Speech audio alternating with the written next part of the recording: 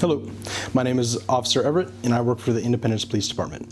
Today I would like to take a moment to recognize Domestic Violence Awareness Month and use this as an opportunity to spread awareness to an ongoing challenge to our community.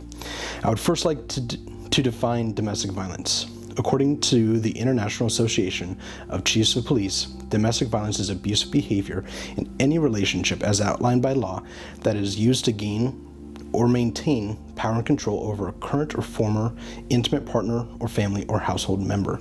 Domestic violence is a complex issue, and the methods of control will vary from relationship to relationship. Some common elements we see in these types of relationships are physical abuse, verbal abuse, emotional abuse, sexual abuse, economic dependency, threats of harm or suicide, and others. It is important to note that even though some of these elements may not be a crime, they are common elements of a domestic violence relationship.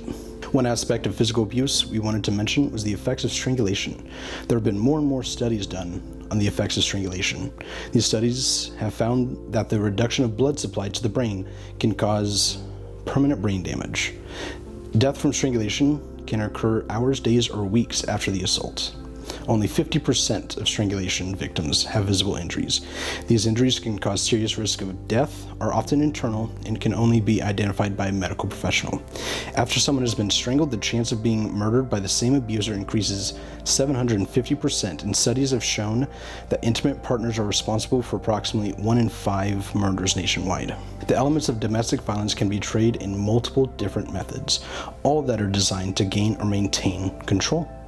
Some of these methods are using intimidation, using emotional abuse, using isolation, minimizing, denying, and blaming, using children, using privilege, using economic abuse, using coercion and threats.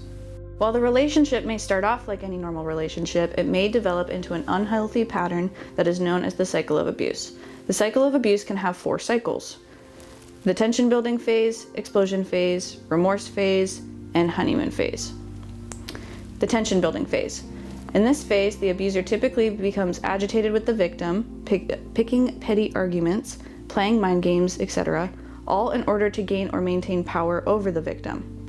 Explosion. The next phase is the explosion phase. The explosion may be a really bad verbal argument, or it could be much worse where the abuser is physically violent with the victim. This is where the abuser will assert their power over the victim. The remorse phase is where the abuser may try to minimize the argument, deny the argument, or blame the victim for it.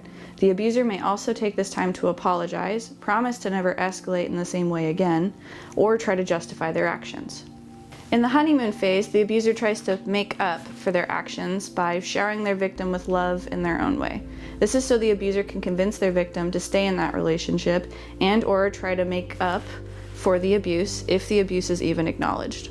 The honeymoon phase is particularly dangerous because it is frequently used as a taste of what a healthy relationship feels like, and the victim might think the abuser will actually change. This is often used as proof of change. The honeymoon phase can be used as a weapon against the victim and make them fall deeper in love with their abuser, hence making it harder to leave. However, the honeymoon phase does not last forever, and the relationship will begin to return to the tension building phase. The abuser may continue this cycle over and over and potentially become more aggressive with every new cycle. The length in which each phase lasts depends on the relationship. Some relationships may skip an entire phase altogether. Domestic violence affects families for generations and can have a very strong effect on children that witness it. Over a third of adults in Oregon experience domestic violence in their lifetimes. Because of the statistics, I understand that there is a high probability that I'm speaking to someone who may currently find themselves in a violent relationship or recognize some of the warning signs that I have mentioned. With that being said, I want you to know that you are not alone and there are resources that can help you. Here are just some of the many resources available to victims of domestic violence. Stop Violence Against Women Act Fund, Oregon Domestic and Sexual Violence Services Fund, Victims of Crime Act Assistance Fund, Sexual Assault Services Program, Temporary Assistance for Domestic Violence Survivors, and Sable House. So far, in 2024, officers from the Independence Police Department have responded to 146 domestic disturbances. We are here to say that you are not a burden. You are courageous. If you are experiencing a domestic violence relationship and want to speak to the Independence Police Department, please know that we care about you and are always ready to listen. Please call 503-838-1214, or in the event of an emergency, call 911.